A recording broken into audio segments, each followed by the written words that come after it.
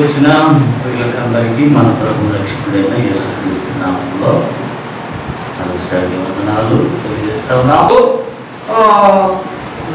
చవి చూసినటువంటి అనుభవాలు కానీ కొన్ని వాక్యాలు కానీ మనం వెలుగులోనికి తెచ్చుకోవడం జరుగుతుంది. మొదటి ఒక ప్రస్తావన, ఈ చాలా ఇలాంటి సిచ్యువేషన్కు తగినటువంటి కీవర్డ్స్ అనుకోవాలి. సామెతల గ్రంథం 25వ అధ్యాయం యేసుక్రీస్తు ప్రభువారి వృత్తాంతం, ఆయన పుట్టుక మరణాల గురించి నేను గతంలో చెప్పాను అనుకుంటా. ఏమనంటే అన్నీ కూడా భౌగోళిక పరిస్థితులకు కానివ్వండి, సైన్స్కి కానీ, సైన్స్కు తగినట్టుగా దానికి అందనటువంటి జ్ఞానం, భౌగోళిక పరిస్థితులకు తగినటువంటి విధంగా, ఎందుకు ఈయన సృష్టికర్త కాబట్టి ఈయనకి ఇన్నింటి మీద అజమాయిషి ఉందా? భూమి ఆకాశాల మీదే అజమాయిషి చూపిస్తా ఉంటే ఋతువుల కాలాలు ఋతువులు పెద్ద సమస్యని కానే కాదు ఆయన ఉద్దేశం. కాబట్టి సామెతల గ్రంథకర్త 25వ అధ్యాయం 25వ వచనంలో ఎలాంటి ప్రస్తావన అంటే క్రీస్తు ప్రభువారి కార్యానికి, వాక్యానికి దాన్ని అర్థం చేసుకుంటే ఎలాంటి అనుభూతి చెందుతామో, కలుగుతుందో ఒకసారి ఆలోచించాలి. ఇక్కడ చెప్పినటువంటి మాట 25వ అధ్యాయం 25వ వచనంలో చెప్పుకుంటున్నాము. చదవండమ్మా. తప్పికొనిన వానికి చల్లని నీరు ఎట్లుంటదో దూరదేశము నుండి వచ్చిన శుభ సమాచారము అట్లుండడం జరుగుతుంది. హల్లెలూయా. ఎప్పుడు అన్యులు అంటూ ఉంటారు చాలా మంది కూడా, అంటే వాళ్ళ స్వార్థం ఏంటి? మన స్వార్థం కూడా అదే, ఎవరి స్వార్థం కూడా వాళ్ళది అంతే. అవును కదా? మనకి మన జాతి దేవుడు ఉంటాడు, జాతి దేవుళ్ళు ఉంటారు తెలుసా? జాతికి ఒక దేవుడు ఉంటాడు, ప్రాంతానికి ఒక దేవుడు ఉండడు. లెక్క జాతికి, ప్రాంతానికి, మతానికి, పార్టీకి ఇలా దేవుళ్ళు ఉంటారు లెక్క. అందుకే దేవుడు అందరికీ ప్రభు ఒక్కడుగా అందరికీ కార్యం చేసిన వాడుగా ఉన్నాడు. కానీ మిగతా వాళ్ళు ఆయా జాతుల్లో పుట్టిన వాళ్ళు వాళ్ళ కార్యాలు చేశారని వాళ్ళు స్వార్థంగా చెప్పుకోవచ్చు. కానీ ప్రాణం పెట్టిన వాళ్ళు ఎవరు లేరు. అంటే వాళ్ళకు బోధపడదు. ఇది ఆధ్యాత్మికతలోనికి వాళ్ళు రాదు. కాబట్టి ఇదేంటి? ప్రాణం పెట్టడం ఏంటి? ప్రాణం తీసినోడు గొప్పవాడు అవుతాడు, ప్రాణం తీసినోడు గొప్పవాడు ఎట్ట అవుతాడండి చెప్పండి? ప్రాణం తీసిన వాడు ఏం చేస్తాడు? జైల్లో పెడతారు లేదా? మరి దైవంగా ఎలా తెలుస్తున్నారు? ఇది నేడు మనం తెలుసుకోవాల్సినటువంటి వివరణ. అయితే ఒక వ్యక్తి ఏం చేశాడు? మరొకరి కోసం ప్రాణం పెట్టాడంటే అందులో ఏదో మొత్తానికి ప్రేమ, జాలి, త్యాగం ఉందిరా. అయినప్పటికీ ఆయన మరలా తిరిగి లేచాడు. ఓహో, దైవత్వం కూడా ఉందిరా. తన ప్రాణం పెట్టడానికి మనుషులుగా ఉన్నారు. అందుకే వక్తలు రాశారు. ఏ విధంగా రాశారు అంటే, మనిషి కుమారుడుగా రావలసి వచ్చిందంట. మనుషులను సంరక్షించడానికి మనుషుడే రావాల్సి వచ్చింది. అజ్ఞానం వాళ్ళు ఎలాగూ వెల్లడి చేశారు అంటే, దెయ్యాలైనటువంటి వాళ్ళే దేవుడిగా ఎంచి దేవ కార్యకలాపం చేయలేక పోయినటువంటి వాళ్ళు తనకున్నటువంటి విశేషమైన జ్ఞానాన్ని బట్టి ఈ మనుషులందరినీ కూడా సంరక్షించడానికి దైవమైన ఏది తన రూపం ఇచ్చినందుకు ప్రతిగా.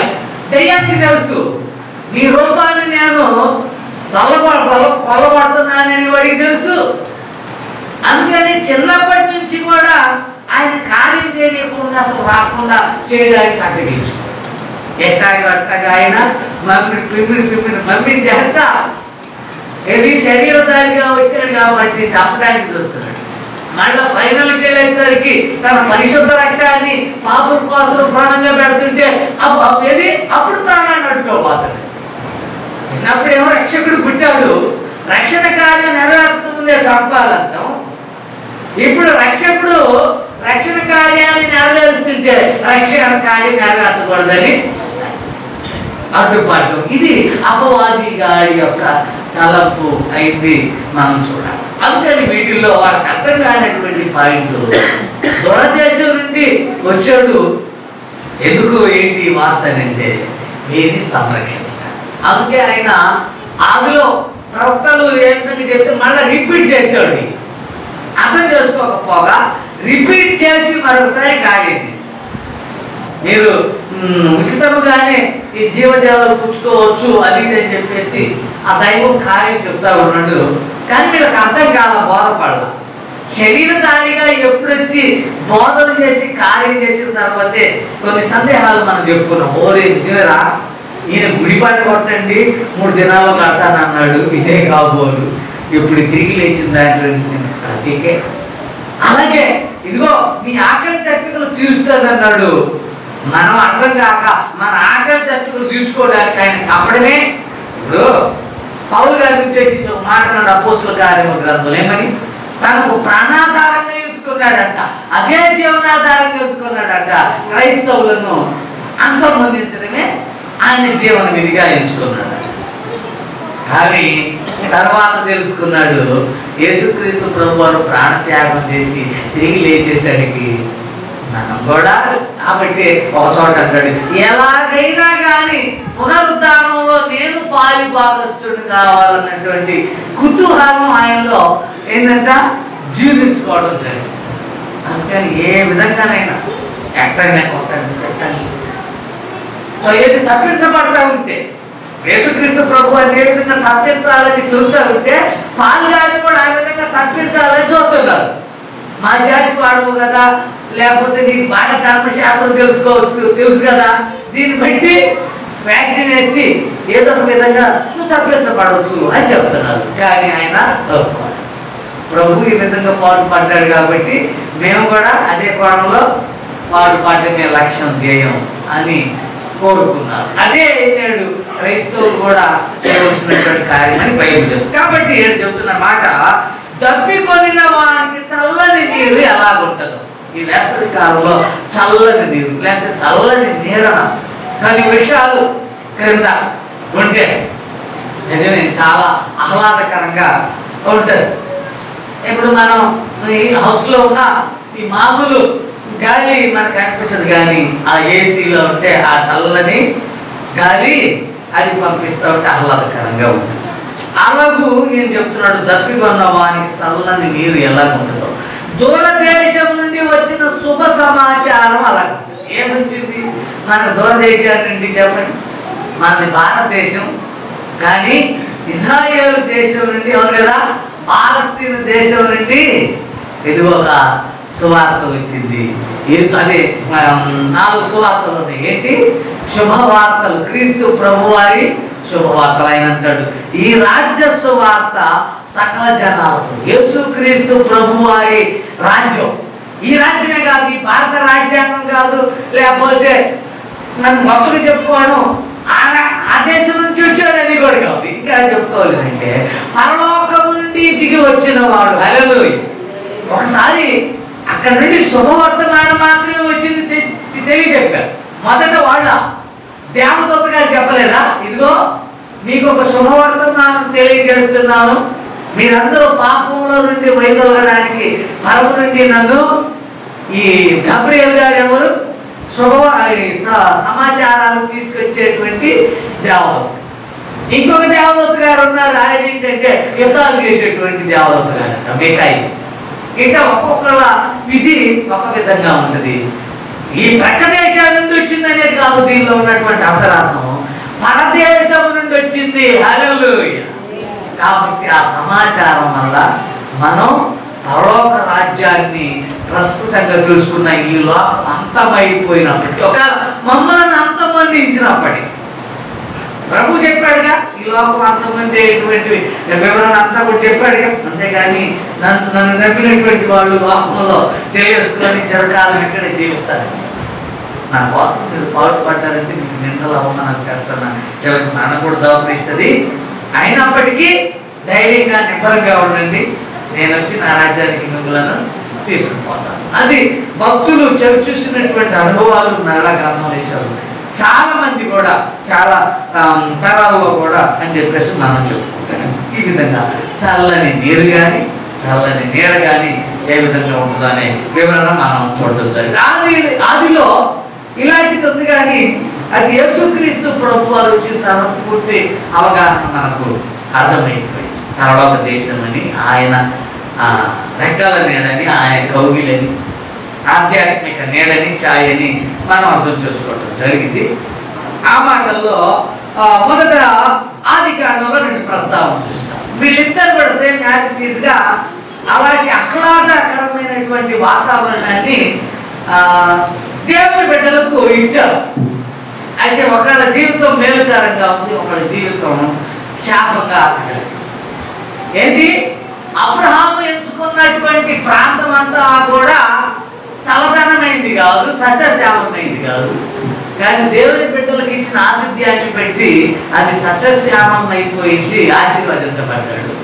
పచ్చదనం, అవును కదా, యొర్దాను ప్రాంతం అంతా నీటితోటి కానీ లేకపోతే చెట్లతోటి కానీ బాగా ఆహ్లాదకరమైనటువంటి వాతావరణం యోగించుకుంటే అదేమైపోయింది, కాలిపోయింది. వాగ్దానాలు ఉన్నాయి గ్రంథాల్లో. యెషయా గ్రంథంలో దేవుడు ఎలా అయిపోయాడంటే సముద్రాలను కూడా ఎండింపజేసేవాడంట, ఎండిన ప్రాంతాలను కూడా సస్యశ్యామం చేసేవాడంట. దైవం అనేటువంటి వివరణలు యెషయా గ్రంథంలో ఉన్నాయి. సరే, ఆదికాండం 18వ అధ్యాయం, ఆదికాండం 18వ అధ్యాయం 1 నుంచి 4 వచనాలు చదువుకుంటాం. ఆదికాండం. మరియు మమ్రే దగ్గరనున్న సింధూర వనములో అబ్రహాము ఎండవేళ కూర్చొని ఉన్నప్పుడు, ఎండవేళ గుడారపు ద్వారం ముందు కూర్చొని ఉన్నప్పుడు యెహోవా అతనికి కనబడెను. అతడు కన్నులెత్తి చూచినప్పుడు 3 మనుషులు అతని ఎదుట నిలువబడి ఉన్నారు. అతడు వారిని చూచి గుడారపు వాకిట నుండి వారిని ఎదుర్కోవడానికి పరుగెత్తి నేల మట్టుకు వంగి, ప్రభువా, నీ కటాక్షము నా మీద నున్న ఎడల ఇప్పుడు నీ దాసుని దాటిపోవద్దు, నేను కొంచెం నీళ్లు తెప్పించదను, దయచేసి కాళ్ళు కడుక్కోనండి, ఈ చెట్టు క్రింద కొంత అలసట తీర్చుకోనండి, కొంచెం ఆహారం తెచ్చదను, మీ ప్రాణములను బలపరచుకోనండి, తరువాత మీరు వెళ్ళవచ్చును, ఇందు నిమిత్తము కదా మీ దాసుని వద్దకు వచ్చి తిరిగి అని చెప్పారు అన్నాడట. హల్లెలూయా. దేవదూతలకు ఆతిథ్యం ఇచ్చినటువంటి కుటుంబం భూలోకంలో ఎవరిదంటేనంటే అబ్రహాం గారు. సరే, ఎండవేళ వచ్చారు. ఎండవేళ వస్తే ఈయన ఏం చేశాడు?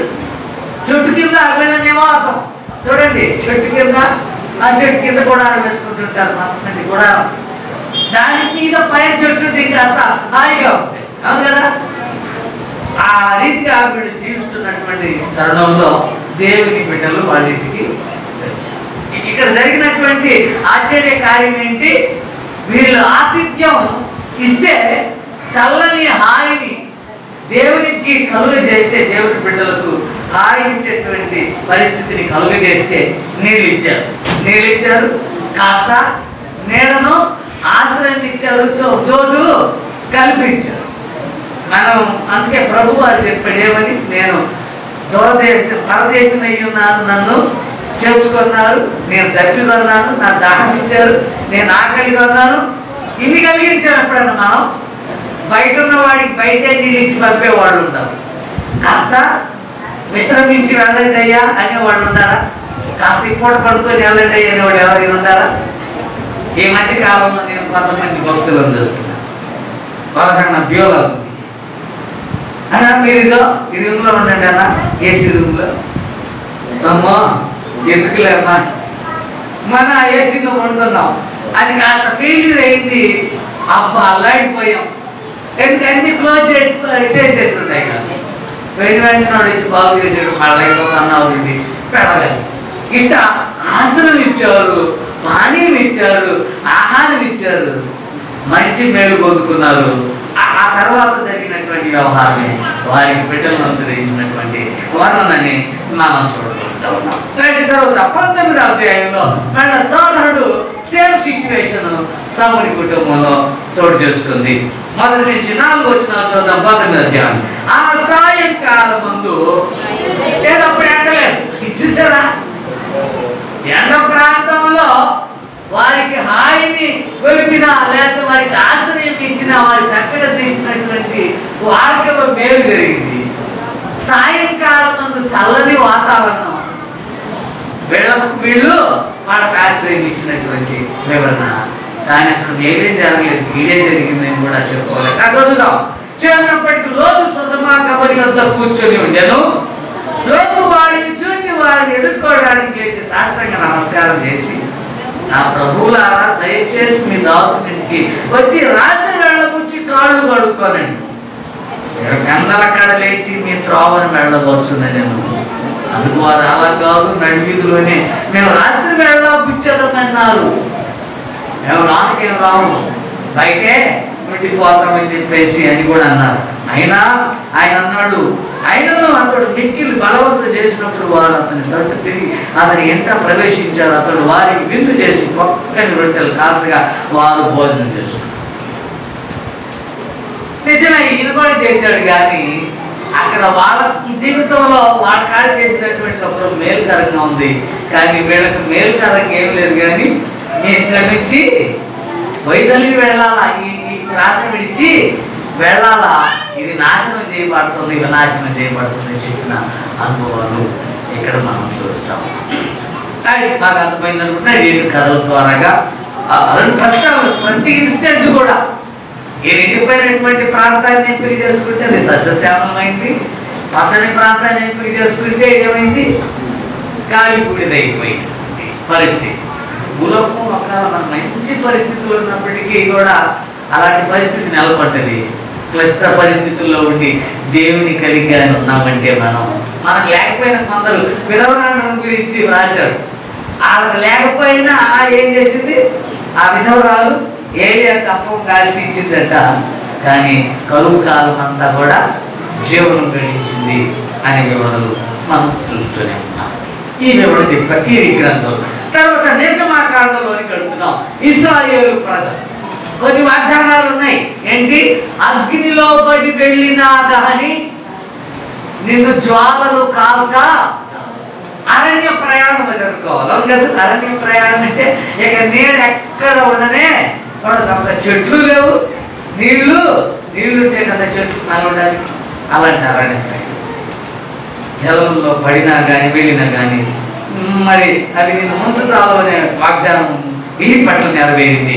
నిర్గమకాండం 13వ అధ్యాయం. ఇశ్రాయేలు ప్రజలు అంటే నేడు క్రైస్తవ జనులకు, క్రైస్తవ ప్రజలకు ఇది ఒక నిదర్శనం. ఇందులో ఉన్నటువంటి కథలో ఉన్నటువంటి నీతిని మనం కానీ గుర్తించగలిగి ఇప్పుడు ప్రభువుని ఆశ్రయించి ప్రభు కార్యాన్ని కొనసాగిస్తూ ఉంటే, నేను ఫస్ట్ చెప్పాను 3 పాయింట్స్.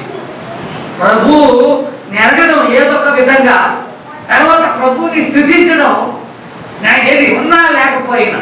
ప్రకటన గ్రంథంలో అంటాడు, నీకు ఉన్నది కొంచెమైనా కానీ నాకు తెలుసు, నీ స్థితి కొంచెమైనప్పటికీ కూడా నా నిమిత్తమై ఏది కాదనలేదు, ఏది లేదనలేదు, అయినా పాటుపడ్డావు. కొంతమంది ఉన్నా కానీ పాటుపడడానికి ముందుకు రాదు. వెనకాల అనొచ్చు. నిర్గమకాండం 13వ అధ్యాయం 22వ వచనాన్ని చదువుతున్నాం. ఆయన పగటి వేళ మేఘ స్తంభములైనను, పగటి వేళ మేఘ స్తంభములోను, రాత్రి వేళ అగ్ని స్తంభమునైనను ప్రజల ఎదుట నుండి తొలగింపలేదు. హల్లెలూయా. పగటి వేళ మేఘ స్తంభం అండి, బాగా ఎండలో మంచి మేఘం, నల్లని మేఘం, కవరు మేఘం వచ్చిందంటే ఎలా ఉంటుంది చెప్పండి. ఈ చెట్టు నీడలో ఉంటేనే మనం హాయిగా ఉందనుకుంటాం. అసలు చాలా దూరానే, ఉదాహరణ స్లాబు చాలా ఎత్తులో ఉంటేనే ఒక కూలుగుండి, చాలా దగ్గరగా ఉందనుకో, లేదా రేకులు అనుకో, బాగా హీట్ ఎక్కువగా ఉంటుంది తెలుసా. అలాగే ఎంతో దూరాన్ని అక్కడే నీడ ఉంది. ఇది మేఘాలే అడ్డుపడ్డాయి. మేఘాలు ఏంటి, చల్లని మేఘాలు. అవును కదా, కవర్ మేఘాలు అంటే నీరు అడ్డం ఉంటుంది. ఇక అక్కడ నుండి అంతా చల్లదనమే. అందుకే ఒక ఆయన యూట్యూబ్లో సామెతలు అడుగుతున్నాడు, క్వశ్చన్ అడుగుతున్నాడు పిల్లలు. ఏమని, స్విచ్ లేనటువంటి కరెంట్ అంట, తర్వాత ఏంగా కూలర్ అని చెప్పేసి అడుగుతాడు. కూలింగ్ లేనటువంటి కూలర్ ఏంటి అంటే ఇది. స్విచ్ లేనటువంటి కరెంట్ అంట, లేకపోతే విద్యుత్ లేనటువంటి ఇది కూడా కూలింగ్ వచ్చేటువంటి కూలర్ అంట. ఏంటంటే ఇది పగలు మేఘస్తం, పగలు నీడగా ఉంటున్నాడంట, రాత్రి ఏం కావాలా? వెలుగు కావాలి. చీకటి పగటి వెలుగు నీడలో కదా, వెలుగు నీడలో ఉత్పత్తి. రాత్రి ఏమో వెలుగు కావాలా, పగలేమో వెలుగు లెక్క అవుతుండేది కానీ వీళ్ళకి నీడగా ఉంటున్నాడు. రాత్రి ఏమో చీకటి ఉండేది కానీ వెలుగుగా ఉంటున్నాడు. హల్లెలూయా. ఇంకో చోట వచనం ఇచ్చాడండి, రాయలేదు కానీ ఇశ్రాయేలు ప్రజల ఇళ్లలో వెలుగుంటా ఉందంటే ఎట్లా ఉంటుందో చెప్పలేదు. అందుకంటాడు ప్రకటన గ్రంథంలో యేసుక్రీస్తు ప్రభువే ఆ లోకంలో దీపకాంతి అయి ఉన్నాడంట. హల్లెలూయా. అది వెలుగు ఎలా వస్తుందంటే యేసుండబట్టే వెలుగుగా ఉందిరా. మనం చెప్పుకున్న ఈస్టర్ పండుగలో యేసు లేకపోయేసరికంట యేసు రూపాన్ని, యేసు కార్యాన్ని అంతమొందించినందుకు ప్రజ చీకటి అయిపోయిందంట లోకం అంతా. అట్టగు పరలోకంలో భూలోకంలో ఆయన కదా సూర్యుడిని ఏం చేశాడు? పగటికి వెలిగివ్వడానికి, రాత్రిలో వెలిగివ్వడానికి చంద్రుడిని ఏర్పాటు చేశాడని బైబిల్లో చూసాం. కానీ పరలోక రాజ్యంలో ఎంత వెలుగు ఉంది? కారణం ఏంటంటే యేసు వల్ల వెలుగు ఉంది అని తెలుసుకోగలుగుతున్నారట. హల్లెలూయా. అట్లాగే ఇశ్రాయేలు ప్రజల యొక్క గృహాల్లో వెలుగుంటుందంట, వారి ప్రాంతాల్లో చిన్న చీకటి అంటండి. ఇక కదలడానికి లేదు, మెదలడానికి లేదు. చీకటి అయితే ఎవరైనా పని చేస్తామా చెప్పండి? ఏంటి అన్నం తింటారు, అన్నం పెడితే పక్కన ఏముంచి పడుద్దు అన్నంలో. ఇక గుడ్డోడు ఏమనుకోవాలి చెప్పండి? మా నాన్న తింటావు, ఓ పురుగు వచ్చేవాళ్ళు పక్కన ఈ పక్కన పెట్టేసుకొని ఇంకొక ఇస్త్రాలు చేసుకొని ఇది మన ధోరణి అయితే ఇక కళ్ళు లేనటువంటి వాడి పరిస్థితి ఏమి పడుతుందో ఏమి తింటున్నాడో చెప్పలేము. అవును కాదు? అలాగూ ఇశ్రాయేలీల గృహాలలో ప్రాంతాల్లో వెలుగంట, అన్యుల ప్రాంతాలు ఐగుప్తు వారి గృహాల్లో ప్రాంతాల్లో చెమ్మ ఇలాగూ కార్యకలాపాలు జరిగినట్టుగా మనం చూడడం జరుగుతూ ఉంది. కీర్తనలో కొన్ని కీర్తనలో చాలా మాటలు ఉన్నాయి, అని తెలిసినటువంటి మాత్రమే రాశాను. కీర్తన 91వ కీర్తనలో ఒక మాట,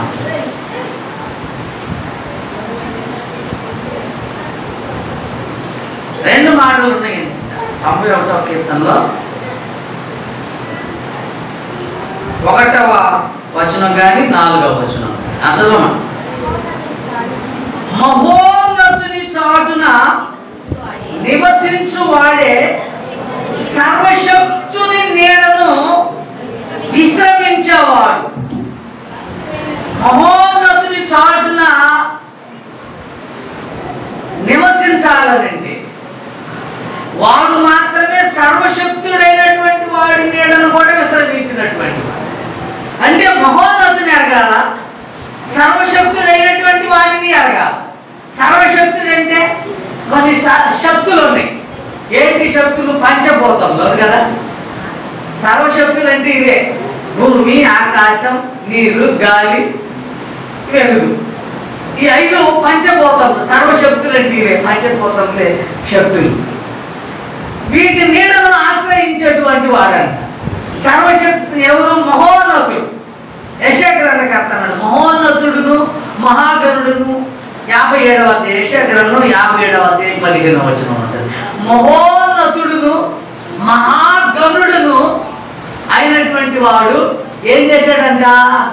ఇప్పుడు దీనుల చెంతకు వచ్చాడు. ఏది? కాస్తంత నీరు కానీ, కాస్తంత నీడ కానీ, దిక్కు మొక్కు లేనటువంటి వాళ్ళ చెంతకు వచ్చాడంట. హల్లెలూయా. పేపర్లో వేస్తా ఉన్నాడు. కొంతమంది నీళ్లు లేక అలమటించేవాళ్ళు, నీళ్లు లేక, తాగడానికి లేక. తాగడానికి ఉంటే చాలు, తర్వాత సంగతి. నీళ్లు పోసుకోవడానికి తర్వాత సంగతి. అవును కదా? త్రాగడానికి లేనటువంటి వాళ్ళు కొందరుంటే, కొంతమంది అలాంటి లగ్జరీ లైఫ్ అనుభవిస్తున్నారు తెలుసా? ఇంట్లోనే పెద్ద అది కట్టించుకునేవాడు. 4 లక్షల రూపాయలు పెట్టి కానీ వెచ్చిస్తే ఆ నీటిని ఏం చేస్తుంది, ఎంతో లోతులో ఉన్నటువంటి నీటిని తీసుకొచ్చి దాన్ని శుద్ధ జలం చేసి ఏం చేస్తుందంట, ఆని వాడుకుంటున్నటువంటి వాళ్ళు కూడా తాగడానికి గ్లాస్ నీళ్లు లేనటువంటి వాళ్ళు, చెంపుడు నీళ్లు లేనటువంటి వాళ్ళు ఉంటే వీళ్ళన్ని వసతులు కూడా అలాగూ లగ్జరీ లైఫ్ అనుభవించేటువంటి వాళ్ళు. అందుకు ఏం చెప్తున్నటువంటి ఈ మాటలు మనం చూస్తే, మహోన్నతుడును మహాగణుడును ఉన్నత స్థలాలలో నివసించేటువంటి వాడు ఇప్పుడు ఎడకొచ్చారంట, విరిగి నలిగినటువంటి హృదయాలకు ఆశ. అంటే ఏ నీడ లేనటువంటి వాడు, ఏ ఆశ్రయం లేనటువంటి వాడు, ఏ దిక్కు లేనటువంటి వాడిని చెంతకొచ్చాడంట. నిజంగా యేసుక్రీస్తు పడినటువంటి శ్రమగాన్ని చూస్తే అంతకంటే దీనుడు మరొకడు ఉండనే ఉన్నాడు. ఎప్పుడు మన మా బామ్మది ఇల్లు కట్టిస్తా ఉంటే నేను అలాగే నీళ్ళు తెచ్చిస్తా ఉంటాను. అయితే వాళ్ళు అడుగుతున్నారు, మాకు ఏం చేయాలా, బబుల్ వాటర్ కాదు, బబుల్ వాటర్ 15 రూపాయలకి వస్తుంది, కూల్ వాటర్ కూడా తెచ్చేయాలని అడుగుతున్నారు. అప్పుడు అది ఎంత, 5 రూపాయలు. రోజు పూటకి వాడుకోక అది ఆ క్యాన్ వాళ్ళకి తెచ్చిస్తుండాలి. ఇలాంటి విధంగా మనం బ్రతుకుతున్నాము అని దీన్ని బట్టి చెప్పుకోవాలి. ఉన్నత స్థలాల్లో వసించేటువంటి దేవుడు అందుకే అన్నాడు, మహోన్నతుని చాటున నివసించేటువంటి వాడు సర్వశక్తుని నీడను కూడా విశ్రమించగలుగుతాడు. ఆ మహోన్నతుని తెలుసుకోవాలా, ఆయనే సర్వశక్తి మంత్రుడు. అందుకే దేవదూత గారు అంటాడు, సర్వోన్నతుని శక్తి నిన్ను గమ్ముకోండి. అబ్రహాముకు ప్రత్యక్షమైనప్పుడు ఆదికాండంలో ఉంటుంది 17వ అధ్యాయంలో, నేను సర్వశక్తి కలిగిన దేవుడు. మీకు శక్తి ఉడికింది అనుకుంటున్నారు, మీరు ముసలి వారు అనుకుంటున్నారు, అవును కదా. ఇక లేదే, ఆయనకి లేదు శక్తి, ఏమికి లేదు. అలాంటిది సర్వశక్తి కలిగినటువంటి దేవుడు ఏం చేశాడు, వారికి మళ్ళా యవ్వనాన్ని కలుగు చేసినటువంటి వివరణ మనం తెలుసుకుంటూ ఉన్నాము. తద్వారా 4వ వచనం కూడా చదువుతున్నాం, ఆయన తన రెక్కలతో నిన్ను కప్పుతాడు, ఆయన రెక్కల క్రింద నీకు ఆశ్రయం కలుగుతుంది. హల్లెలూయా. రెక్కలతో నిన్ను కప్పుతాడంటే ఉదాహరణ, కోడి ఉంటుంది. కోడి కనీసం 100 డజన్ పిల్లలు పెట్టినా ఆ డజన్ పిల్లలు కూడా కప్పుతుంది, డజన్ పిల్లలను కూడా కప్పుతుంది.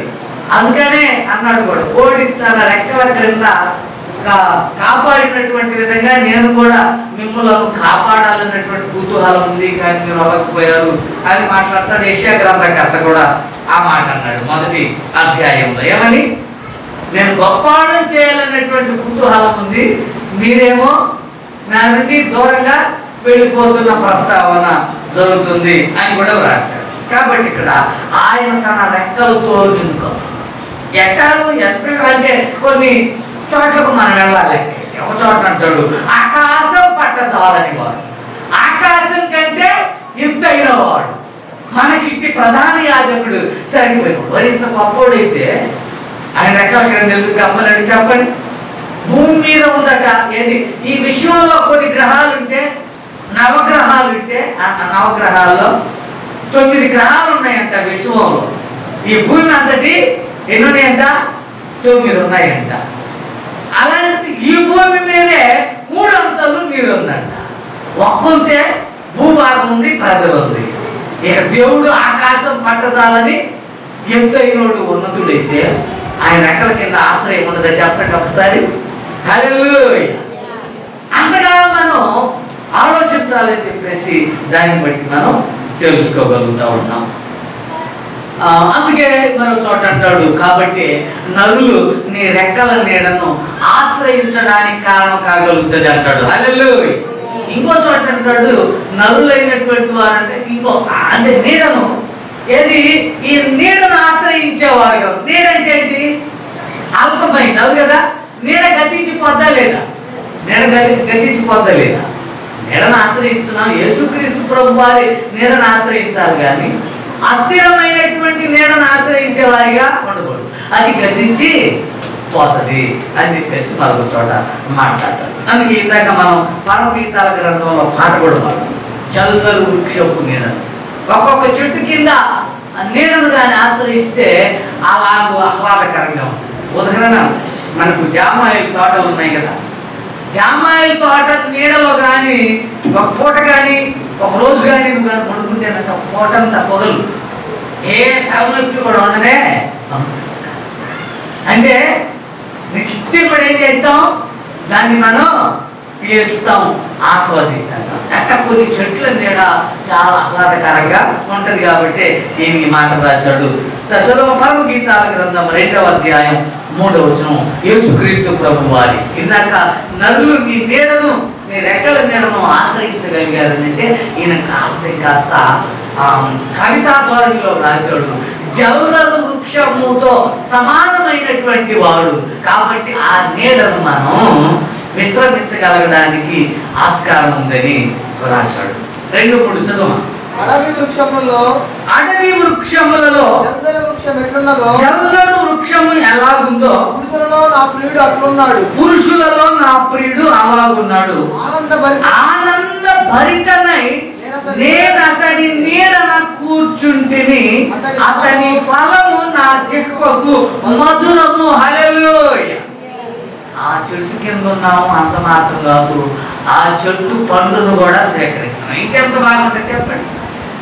అందుకే నేను ఇందాక చెప్పాను, పైకి ఎలాంటి వాతావరణం కావాలనుకుంటున్నామో, దేహం చల్లగా ఉండాలనుకుంటున్నామో, అలాగే చల్లని పానీయాలు కూడా లోపలికి తీసుకుంటున్నాం. అంటే అంతగా మనకి హాయి కలగాలన్నటువంటి ఆలోచన అనుకుంటే దేవుడు కూడా చెప్తా ఉన్నాడు, ఆ చెట్టు నీడన ఉంటున్నాము అంత మాత్రం కాదు, అతని ఫలము కూడా నా జిహ్వకు అంత ఆహ్లాదకరంగా మధురంగా ఉండాల్సినటువంటి అవసరం కూడా ఉందని రాస్తున్నాడు. అడవి వృక్షాలు ఉదాహరణ యెహోషువ గ్రంథంలో ఒక ప్రస్తావన, కొన్ని చెట్ల ప్రస్తావన. ఈ ముళ్ళ చెట్టు ఉంటుందంట, ముళ్ళ పొదలు చాలా వేడిని ఏం చేస్తాయంట, బయలుపరిచేస్తాయి. యేసుక్రీస్తు ప్రభు వారికి ఆ బలు రక్కేసి చెట్ల ఏం పెట్టారు, ఆ ముళ్ళ పొదల్లో ఉండాలంటేనే వేడిని అవి ఏం చేస్తాయి, ఉత్పాదన చేస్తాయి. అయితే ఇక అలాంటి ఆ చెట్ల ముళ్ళనే కిరీటంగా చేసి ఆయనకు పెట్టారు అంటే ఆయనకి అంత అవును కదా, చిత్రవద గావించారు. ఒకసారి ఆలోచించి అంతకుముందు కూడా చెప్పుకున్నాం, ఆయన చాలా క్లిష్ట పరిస్థితులను బేర్ చేశాడు. మనకు సేఫ్ జోన్లో మనల్ని నిలబెట్టాలని చెప్పుకున్నాము. ఇక్కడ చెప్తున్నటువంటి ధోరణి కూడా జల్లరు వృక్షం క్రింద మనం ఎలాగూ ఉండగలుగుతున్నామో, లేకపోతే ఆ పండును స్వీకరించి ఎలాగూ ఆస్వాదించగలుగుతున్నాము, తృప్తిపడగలుగుతున్నామో అలాంటి అనుభూతి మనం కలిగి ఉన్నామని చెప్పి చెప్తాం. కానీ ఇంకో ప్రస్తావనకి వెళ్తున్నాం. రాజులు 2వ గ్రంథం, రాజులు 2వ గ్రంథం దైవ కార్యకలాపాలు సృష్టిలో ఎక్కడ కూడా జరిగినటువంటి అద్భుత మహత్కార్యాలుగా ఉన్నాయి. అందుకే బైబిల్ గ్రంథంలో రాయబడ్డానికి కారణం. కాబట్టి అందుకే ఒక చోట కూడా యోహాను సువార్తికుడు అన్నాడు, అన్ని కానీ రాస్తే అసలు ఈ లోకంలో ఉన్నటువంటి ఏది ఆది దైవం కానించి యేసుక్రీస్తు ప్రభు వారు చేసిన కార్యకలాపాల వరకు అన్ని కూడా రాస్తేనంట ఏవి కూడా అసలు సాలేది కూడా కాదంట, ఏ పేపర్లు కానీ ఏ పెన్నులు కూడా అలాగూ రాస్తాడు. అందుకని ఈ రాజుల గ్రంథంలో జరిగినటువంటి ఒక అద్భుతాన్ని మనం వెలుగులోకి తెలుసుకుందాం. రాజులు 2వ గ్రంథం 20వ అధ్యాయం, రాజులు 2వ గ్రంథం 20వ అధ్యాయంలో అద్భుతం. ఎలాంటి అద్భుతం అంటే అంత వైరుధ్యంగా ఉంటుంది, విరుద్ధంగా ఉంటుంది. నీళ్లు ఫలానికి వెళ్తాయి, కానీ దేవుని అద్భుతం ఏంటంటే దేవుడి మాట సెలవిస్తే అవి ఎగువకు పాకేటువంటి పరిస్థితి అంట. గతంలో కూడా మీకు ఒక మార్గం చెప్పారు, భూమికి ఆకర్షణ శక్తి ఉంది కాబట్టి ఏదైనా భూమి మీద పడుతుంది. ఎంత హైట్లో వెళ్ళేటువంటి విమానం కూడా ఫెయిల్యూర్ అయిపోతే ఏం చేస్తుంది, భూమి మీద పడిపోతుంది. అవును కదా, అలాంటిది యేసుక్రీస్తు ప్రభువారు ఈ లోకానికి వస్తేనంట ఈ భూమి నుండి, ఈ గ్రహాల నుండి ఆయన ఆకర్షించుకుంటాడంట. హల్లెలూయా. అంటే అమ్మో ఈ గ్రహాలకన్నింటికి వంటి కూడా ఆ గ్రహానికి ఆయనకి అంత శక్తి ఉందని చెప్పేసి మనం ఎంత కూడా చెప్పుకున్నాం. ఏమని? సర్వశక్తిని యొక్క నీడను విశ్రమించగలిగే వాళ్ళు ఎవరు అంటే మహోన్నతుని యొక్క చాటుని నివసించగలిగేటువంటి వాళ్ళే అని మనం అర్థం చేసుకోగలగాలి, అంతగా పాటుపడాలని చెప్పి చెప్పుకున్నాం కదా. 8 నుంచి చదువుకుంటున్నాం. యెహోవా నన్ను స్వస్థపరచుననడానికి నేను 3వ దినమున ఆయన మందిరానికి ఎక్కిపోతాననడానికి సూచన ఏదని హిజ్కియా యెషయాను అడుగగా ఇప్పుడు ఈయన చెప్పాడు, ఏంటి? స్వస్థపరచబడతావు అని చెప్పేసి, అంటే నిదర్శనం కావాలి కదా. అమ్మ వెంటనే నేను స్వస్థపరచబడతానా కొంత అవివేకం వస్తుంది చాలా మంది. హెచ్చరిక చిన్నగా వెంటనే అటు తాకేసరికి ప్రభు పోతుందని కాదు, దేవుని మీద నమ్మకం విశ్వాసం ఉంచడం వల్ల చిన్నగా ఏమవుతుంది, క్రమేణా రికవర్ అవుతాడు. వెంటనే కుంటోడు బాగుపడాలా, వెంటనే కాళ్ళు బాగా రావాలా. ఉదాహరణ మస్కులు వచ్చాయి కానీ దేవుని మీద శ్రద్ధ వహించి కానీ కొనసాగుతుంటే అదేమైపోద్ది, చిన్నగా తొలగిపోతుంది. బాగానే కొనసాగితే భక్తి జీవితం గడిస్తే. అంతేగాని దేవుని మీద కొద్దిగా టీవీ చూడటం ఎక్కువగా, తినడం ఎక్కువగా, అజ్ఞానం భక్తిహీనత ఎక్కువ ఉంటే ఇంకాస్త ఎక్కువ మోతాదు వస్తుంటుంది. చచ్చులేనే లేదు. అదనమాట చెప్తున్నారు. సరే, అప్పుడు జరిగినటువంటి గొప్ప కార్యం ఏంటయ్యా అని అంటే ఇక్కడ చెబుతున్నాడు. చదువుదాం. 8 నుంచి చదువుతున్నాం. 9 తాను సెలవిచ్చిన మాట యెహోవా నెరవేర్చునడానికి ఆయన దయచేసిన సూచన ఏదంటే, నీడ 10 మెట్లు ముందుకు నడిచను కదా, అది 10 మెట్లు వెనుకకు నడచని ఎడలా నువ్వు ఓకే నేను స్వస్థపడగలుగుతానని నిర్ధారణ నీకు వస్తుంది. టైం ఉంది కదా, టైంలో ముళ్ళు ఉంది కదా, ముందుకు వెళ్తానే కానీ వెనక్కి వెళ్ళాలంటే దాని వల్ల కాదు. అందుకైతే దాని సెల్లో శక్తి అయిపోతే ఆగిపోతే కానీ వెనక్కి వెళ్ళాలంటే మాత్రం కుదరదండి. అది ప్రవక్త గారు చెప్తున్నాడంట. అది ఏమవుతుంది, ఇప్పుడు రిటర్న్ వెళ్ళిపోతుంది, ముళ్ళు వెనక్కి తిరుగుతుంది చూడాలన్నట. అది మళ్ళా ఏమవుతుంది, మళ్ళా 12 గంటల వెనక్కి వెళ్తుంది. నిజమే. అప్పుడు ఆయనలో విశ్వాసం రావడం జరిగిందని చెప్పేసి మనం చెప్తాం. నిజమే. దైవానికి ఉన్న ఖ్యాతి ప్రఖ్యాతి ఎలాంటిదంటే, యేసుక్రీస్తు ప్రభువు పుట్టినప్పటి నుంచి కాలం ఫస్ట్ నుంచి రాల కాలం. యేసు కానించే ప్రపంచం పుట్టింది ఈయన వల్లేరా, ఈయన ఉండబట్టి ఇప్పుడు కొనసాగుతుందిరా, ఉనికి కలిగి ఉన్నాము, జీవించగలుగుతున్నాము అనే ధోరణి అర్థం చేసుకోగలుగుతున్నాం. ఆ విధంగా ఈ కథలో ఉన్నటువంటి భావన మనం చూడగలుగుతా ఉన్నాం. తర్వాత 11వ వచనం చదువుతున్నాం. ప్రవక్త యెషయా యెహోవాను ప్రార్థింపగా ఆయన ఆహాజు గడియారపు పలక మీద 10 మెట్లు ముందరికి నడిచినటువంటి నీడ 10 మెట్లు వెనుకకు తిరిగిపోవునట్లు చేయడం. దాన్ని బట్టి నిజమే నేను స్వస్థ అడగలిగా. టెస్ట్ చేయించుకోవాలి, అవును కదా. ప్రవక్త గారు ఏం చెప్తాడు, నీ వెళ్ళి యాజకునికి కనపరచుకో, యేసుక్రీస్తు ప్రభువు అని చెప్పాడు. ఇక ఈయన నేను ప్రవక్త కాదు, ఈయన దైవమే. ప్రవక్త కాదు, లేదా భక్తుడు కాదు, మనుషుడు, నిజమైన మనుషుడు, నిజమైన ప్రవక్త, అన్నీ కూడా ఉన్నాయి, కానీ దైవం. అలాగే ఈడ ఉన్నటువంటి వివరణ మనం తెలుసుకోగలుగుతున్నాం. రైటర్ యోనా గ్రంథానికి పెడుతున్నాం.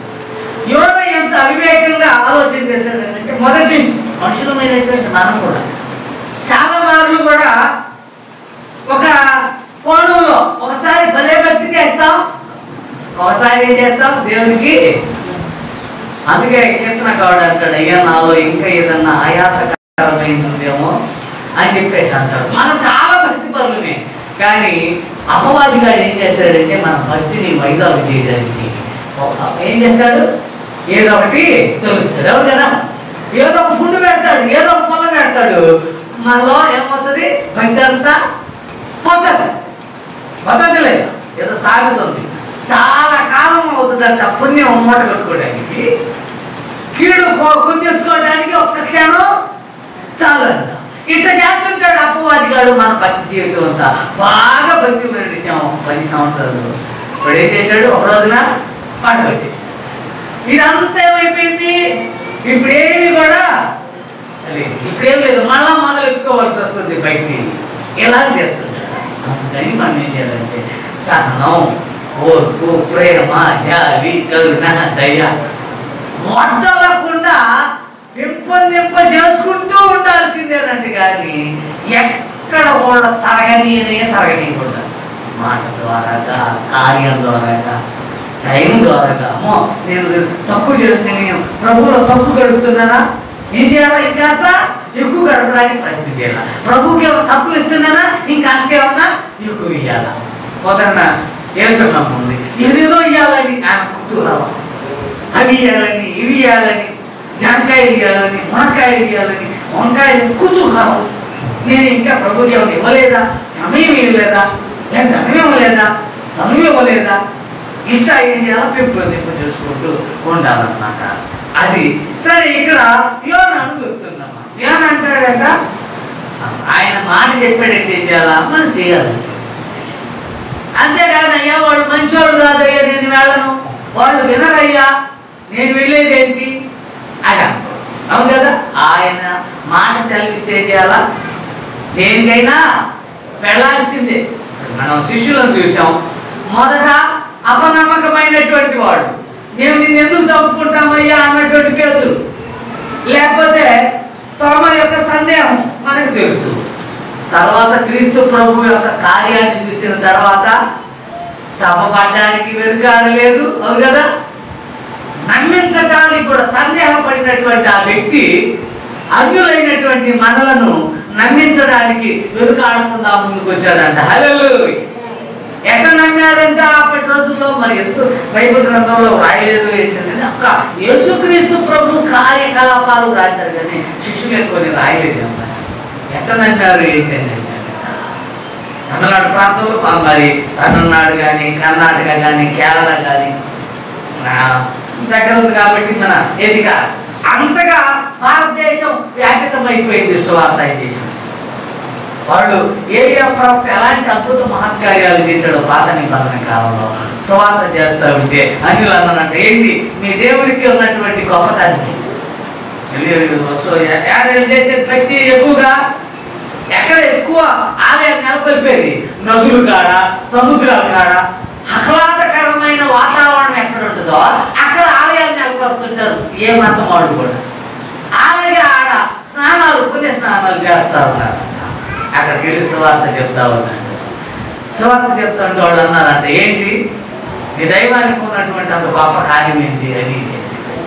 ఎందుకంటే అన్యులు అందరూ దేవుళ్ళే కదా, ఆ ఏం పోయిందిలే, ఆ దేవుళ్ళలో ఏముందో మహాత్యం ఆయన చెప్పేదాం గుడ్డిగా, ఆయన చెప్పేదాంట్లో ఏముందో మహాత్యం విందాం లేక చూద్దాం అని చెప్పేసి అనుకుంటుంటే ఆయన అన్నాడంట, ఏం చేశాడంట, ఇదిగో మీలో పెద్దలైనటువంటి వారు, మీలో భక్తులైనటువంటి వారు ముందుకు రండి అని చెప్పేసి అన్నాడంట. వాళ్ళు వచ్చారంట, వాళ్ళు ఉన్నటువంటి పూజారులు ఇతర తలా ఒక దోశడు నీళ్ళు తీసుకున్నారంట. తలా ఒక దోశడు నీళ్ళు తీసుకుందాం మనం అందరం అన్నాడంట. తీసుకుందాం, మనమందరం పైకి వేద్దాం నీళ్ళను. ఎవరి నీళ్ళు అయితే అలాగే నిలుస్తాయో వారి దేవుడు నిజమైన దేవుడు అని చెప్పేసి అన్నాడు. వాళ్ళకి తెలుసు, నీళ్ళు పైకి అయితే ఎట్టా కింద పడతాయి, నీ దేవుడు నువ్వు చెప్పేటువంటి సిద్ధాంతం కింద పడకపోతాయా అన్న గుడ్డిని నమ్ముకుంటూ వచ్చి అందరూ వచ్చి నీళ్ళు పట్టుకున్నారంట. దోశ నీళ్ళు తీసుకున్నారంట. అందరూ పైకి వేసారంట. వారి నీళ్ళు ఏమైపోయినాయి? కింద పడిపోయాయంట. తోమా గారి దోశ నీళ్ళు అలాగే పైన నిలిచిపోయాయంట. హల్లెలూయా. మనకు బైబిల్ గ్రంథంలో మోషే గారి కాలంలో ఉన్నటువంటి వివరణ ఉంది కదా.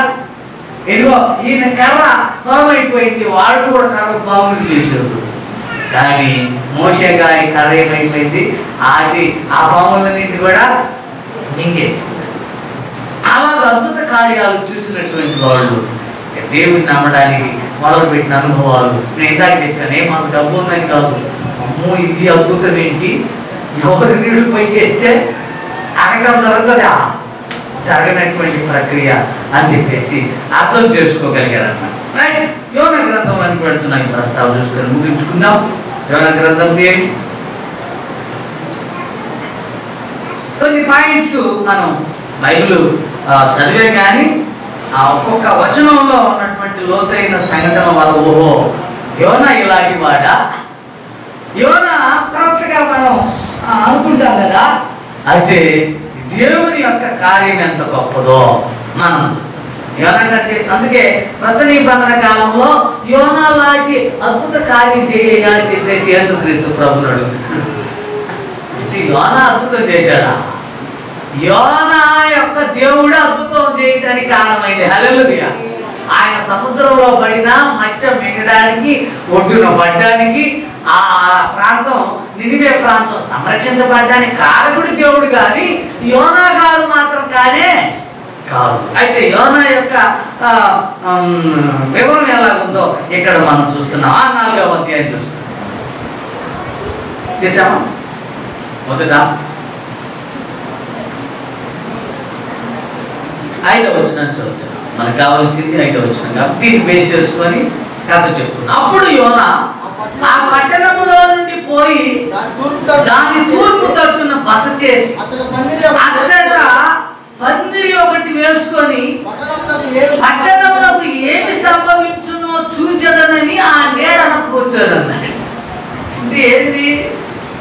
ఈయన అవివేకంగా సువార్త చెప్పాడు. చూడండి, చెప్పాడు కానీ పూర్తి దృఢ నిశ్చయంతో సంకల్పంతో చెప్పాల. దూరంగా పోయి పందిరి వేసుకొని ఇది కాలుతా లేదా అని ఉన్నాడు అంట. ఇది నాశనం అయితే అయిపోయిందిలే, నేను అందులో నాశనమైనా పర్వాలేదని చెప్పేసి అక్కడ ఉండలేదంట. కానీ దూరంగా పోయి పందిరి వేసుకొని చూస్తాడు. ఏదలా లోతు బాగి కానీ వెనక్కి కాలిపోయిందా లేదా అని చెప్పేసి వెనక్కి చూస్తా ఉందంట. దేవుడు ఒకవేళ ఛాన్స్ ఇచ్చాడో లేదో, 1-2 సార్లు ఛాన్స్ ఇచ్చాడో, ఛాన్స్ ఇచ్చే ఉంటాడు. అవును కదా? 3వసారి కూడా తిరిగి చూసిందేమో కానీ ఉప్పుస్తామం అయిపోయింది. అవును కదా? అట్టకు కాలిపోతా లేదని చెప్పేసి పందిరి వేసుకొని చూస్తున్నాడంట. ఇప్పుడు సువార్త చెప్పాను, ఇదిగో రాజుతో సహా కూడా తన సింహాసనం దిగి ప్రార్థన చేయడానికి సంకల్పించాడు కాబట్టి దేవుడు ఒకరికి తీసేశాడు అనేటువంటి విశ్వాసం లేకుండా ఒక కాలం ఉంటున్నాడేమో. ఎందుకు చెప్తున్నాను ఈ ప్రస్తావన అంటే 3:10 చదువుతున్నాం. ఈ నినివే వారు తమ చెడు నడతలను మానుకొనగా వారు చేయుచున్న క్రియలను దేవుడు చూచి పశ్చాత్తాపుడై వారికి చేయునని తాను మాట ఇచ్చిన కీడు చేయక మానినప్పుడు ఈయన వచ్చి ఏం చేయాలా? ఎడతో ఉండాలా లేదా చెప్పండి. తర్వాత ఇది కాలిపోతుందా లేదని చెప్పేసి చూస్తూ ఉన్నారంట. కానీ దేవుడు అప్పుడు ఒక పరీక్ష పెట్టి బుద్ధి చెబుతున్నటువంటి వివరణ మనం అప్పటికే బుద్ధి అంటే ఉద్దేశం ఏంటి? ఆయన పక్కకు పోవడానికి తర్షీషు పోవడానికి కారణం ఏంటి? వాళ్ళు ద్రోహులు, వారు మాటలు అని పక్కకి అడుగుతున్నటువంటి వాళ్ళు ద్రోహులు అన్నాడు కదా, వాళ్ళకి సువార్త చెప్పేది అన్నటువంటి వ్యక్తి. ఇలాంటి వ్యక్తి ఇప్పుడు పందిరి వేసుకున్నాడు, హాయిగా ఉండాలని అనుకున్నాడు. కానీ ఇప్పుడు చూస్తున్నాం ఆ పందిరి వేసుకున్నాడు. దేవుడైన యెహోవా సొర చెట్టు ఒకటి ఏర్పాటు చేసి అతని కలిగిన శ్రమ పోగొట్టుటకై పెరిగి యోనా తలకు పైగా నీడ ఇచ్చినట్లు చేశాడు. ఏది? ఒక్క రోజులోనే పెరిగి పెద్దగైపోయింది. ఎంత అద్భుతం చేస్తా ఉన్నాడు. ఇలా చేస్తున్నప్పుడు నిజమే వాళ్ళని కాపాడేటువంటి దేవుడు అనే ఆలోచన కూడా ఉండాలి కదా. సొర చెట్టును చూచి సంబరపడిపోతా ఉన్నాడు. నేను మాత్రం చల్లగా ఉన్నాను, నేను బ్రతికిపోయానులే అని చెప్పేసి అనుకుంటున్నాడంట. కానీ వాడు మాత్రం ఏమైపోవాలా? ఏ ప్రళయం వస్తుందో ఆ ప్రళయానికి లోను కావాలని చెప్పేసి చూస్తున్నాడు. చదువు. మరుసటి ఉదయమందు దేవుడు ఒక పురుగును ఏర్పరచగా అది ఆ చెట్టును తలచినందున చెట్టు వాడిపోయింది. ఎప్పుడు ఎండిపోయింది? ఎప్పుడు నీడ లేకుండా, ఇప్పుడు పచ్చ చెట్టు కింద ఉంటే బాగుంటుంది కానీ ఎండిపోయిన చెట్టు కింద ఉంటే ఇంకేమైనా ఉండదా? చల్లదాం చెప్పండి. ఇప్పుడు ఇవి ఆ వాతావరణాన్ని, ఆ చల్లదనాన్ని రిసీవ్ చేసుకుంటుంటాయి, ఆ నీడలు పంపుతాయి. కానీ ఎండిపోయిన చెట్టు కింద ఇంకేమీ ఉండదు. ఇంకాస్త మంటలు ఎండ వేడిగా ఉంటుంది. ఇప్పుడు కాలిపోయింది ఆ పరిస్థితి. చదువుదాం. మరియు ఎండకాయగా దేవుడు వేడిమి గల తూర్పు గాలిని రప్పించను. యోనాతలకు ఎండ దెబ్బ తగలగా అతడు సొమ్మసిల్లి ఇక బ్రతుకుట కంటే చావడం మేలు అని చెప్పేసి చూసారా దేవుడి మీద ఎంత తిరగబడ్డాడో. దేవుడు చేసినటువంటి ప్రతి కార్యాన్ని కూడా గుర్తించకుండా దేవుడి మీద వ్యతిరేకంగా కొనసాగుతున్నటువంటి దేమం అందుతున్నాం. అప్పుడు దేవుడు అంటాడు, అప్పుడు దేవుడు 9 ఈ సొర చెట్టును గురించి నీవు కోపించుట న్యాయమా అని యోనా అడుగక, యోనా ప్రాణం పోవునంతగా కోపించుట న్యాయమే అన్నాడు. అందుకు దేవుడు చెప్తున్నాడు, యెహోవా నీవు కష్టపడకుండాను పెంచకుండాను ఒక రాత్రిలోనే పుట్టి పెరిగి ఒక రాత్రిలోనే వాడిపోయిన ఈ సొర చెట్టు విషయంలో నీ విచారపడితే ఎంతకాలం నుంచి నేను పెంచి పోషిస్తున్నటువంటి జనం ఇలాగే నిలిచి ఉండాలనేటువంటి తలంపు నాకు లేదా? ఏ తరంలో ఆ తరంలో ఆంతులు పోతారు అనేది కాదు, కానీ వీళ్ళందరూ కూడా ఆయనతో పాటు నిలవాలి. హల్లెలూయా. ఇంకెందుకండి భక్తి? ఆయన వచ్చినటువంటి రోజుల్లో మాత్రమే ఉన్నవాళ్ళు భక్తి చేసి ఆయన చూసిన వాళ్ళే పరలోకం పోతే మిగతా రోజుల్లో భక్తి చేసినటువంటి వాళ్ళ భక్తి అంతా ఏమైపోదుగాక ప్రయాస దండగా అయిపోదా? వాళ్ళకి నిరీక్షణ వద్దా? వారికి ఆశ వద్దా? వాళ్ళకి నిత్య జీవం వద్దా? దేవుని రూపం నిలబెట్టేటువంటి ఆలోచన ఉండొద్దా? దేవుని ఆలోచన, దేవుని వివేకం, దేవుని జ్ఞానం ఎలాంటిదంటే అపవాదిగాడు ఆయన రూపాన్ని, ఆయన తత్వాన్ని, ఆయన నీతిని, నియమాన్ని, ధర్మాన్ని, సత్యాన్ని లేకుండా చేయాలనేది వాడి తలంపు. దేవుడు వీటన్నిటిని కూడా నిలబెట్టాలనే తలంపు. హల్లెలూయా. అంతే నేను మొదట చెప్పాను 3 పాయింట్లు. మనం దేవుని బాగా ఎరిగిన తర్వాత వాక్యాన్ని, కార్యాన్ని, ప్రేమను, జాలిని, త్యాగాన్ని అన్నింటినీ ఎరిగిన తర్వాత ఏ రూపం ఒక రూపంలో ఏ రూపంలో దేవుడు అందుకంటాడు. ఏ విధంగా ఆ వ్యక్తి దేవుడిని తెలుసుకోవాలో అతడికి ఆడికి జ్ఞానోదయం కలుగు చేస్తాడు. దేవుడు కానీ ఒకటి మార్చాలంటే పెద్ద లెక్కేమి కాదు, ఒకరిని అంతమొందించాలంటే అంత పెద్ద లెక్కేం కాదు, ఒకరిని బ్రతికించాలంటే అంత గొప్ప ఏమి కానే కాదు. కానీ పరీక్ష అవును కదా, పరీక్ష, విశ్వాసం ఇవన్నీ కూడా సహనం, ఓర్పు, జాలితో కలగలిసి ఉంటాయి. కాబట్టి ఈ వివరణ మనం చూస్తాం. ఏ విధంగా దేవుని ప్రేమను, దేవుని కార్యాన్ని ఎరిగి ఎదుగో ఆ చల్లని నీడలో కొనసాగాలనండి. కార్యకలాపాలన్నింటిని కూడా గుర్తించి కొనసాగలిగితేనే ధన్యులో కాగలుగుతాం. హల్లెలూయా. ప్రతి కథలో ఒక నీతి ఉంటుంది, ప్రతి వాక్యంలో కూడా ఒక నీతి ఉపదేశం నియమం ఉంటుంది. వారిని అనుసరించి నడుచుకోవాలని చెప్పేసి నేను తెలియజేస్తూ ఎంతతో ఈ మాట ముగిస్తున్నాను. దేవుడు తన పరిశుద్ధ వాక్యాలను మనం చిన్న ప్రార్థన చేస్తాం. ప్రేమపూర్తిగా యేసు ప్రభువా, ఈ ఎండల వేడిని తట్టుకోలేక ప్రజలు ఎన్నో విధాలుగా దాన్ని సుఖపడాలని చూస్తూ ఉంటారు. మీ చిత్తానుసారంగా కొద్దిగా వర్షాలు ఇచ్చినప్పుడు, కొద్దిగా వాతావరణం చల్లగా ఉన్నప్పుడు తెప్పరిల్లిపోతూ ఉంటుంది నా హృదయం. తండ్రి ఆహ్లాదకరంగా ఉంటుంది. ఆ విధంగానే ఆధ్యాత్మిక పాఠాలు నాయన కీర్తనాకారుడు విశేషమైనటువంటి మాటలు మా ముందుంచాడు. మహోన్నతిని చాటున నివసించగలిగేటువంటి వాడే సర్వశక్తిని నీడను విశ్రమించగలిగినటువంటి వాడు కాగలుగుతాడు అని రాశాడు. కృత నిబంధన కాలంలో ఎర్రని ఎండలో, అగ్నిలో నాయన మీరు మా కోసమై శ్రమ పడుతూ అది బళ్ళు రక్కసి మళ్ళతో నాయన ఇగో ఆ యొక్క కిరీటాన్ని సిద్ధం చేసి మీ తలకు కూర్చున్నటువంటి అనుభవాలు మమ్మల్ని సురక్షితమైనటువంటి నీడలో, చల్లని రాజ్యంలో, పరలోక రాజ్యంలో సేద తీర్చడానికి వచ్చేటువంటి పరిణామాలుగా దాన్ని నేను గుర్తించి సహనంతో, ఓర్పుతో, జాలితో, కరుణతో వాక్యాన్ని కానీ, కార్యాన్ని కానీ, ప్రేమను కానీ, జాలిని, కరుణను గుర్తించి కొనసాగేటువంటి భాగ్యం మాకన్నా దయచేయండి. యేసుక్రీస్తు నామములో ఈ మనవులని వేడుకొనుచు నామ తండ్రి. ఆమేన్. ఆడబడుతుంటే కనుపరిచారు. చేద్దాం. ఏం పాటమ్మా? ప్రార్థించు. కృపానిధి, దయానిధి, ప్రేమామూర్తి యేసు ప్రభువా, మరొకసారి మమ్మల్ని అందరినీ కూడా ఈ వేసవి కాలంలో అయినప్పటికీ మేము చల్లని కౌగిలిలో, రెక్కల నీడలో, సన్నిధిలో మమ్మల్ని సురక్షితంగా భద్రం చేస్తున్నామని ఆధ్యాత్మికంగా మేము అనుకోగలుగుతున్నాం. ఒకవేళ ఆయన సహజమైనటువంటి ఫెసిలిటీస్ ఒకవేళ మేము గడించకపోవచ్చు, నాకు లేకపోవచ్చు, కానీ గొప్ప దేవుడు అయినటువంటి మీరు, ఉన్నత స్థలాలలో వసించేటువంటి దేవుడు అయిన మీరు విరిగి నలిగినటువంటి హృదయాలకు ఆసనుడిగా వచ్చేవాడు. వారి హృదయాలు దెబ్బగలడానికి, సేద తీర్చడానికి.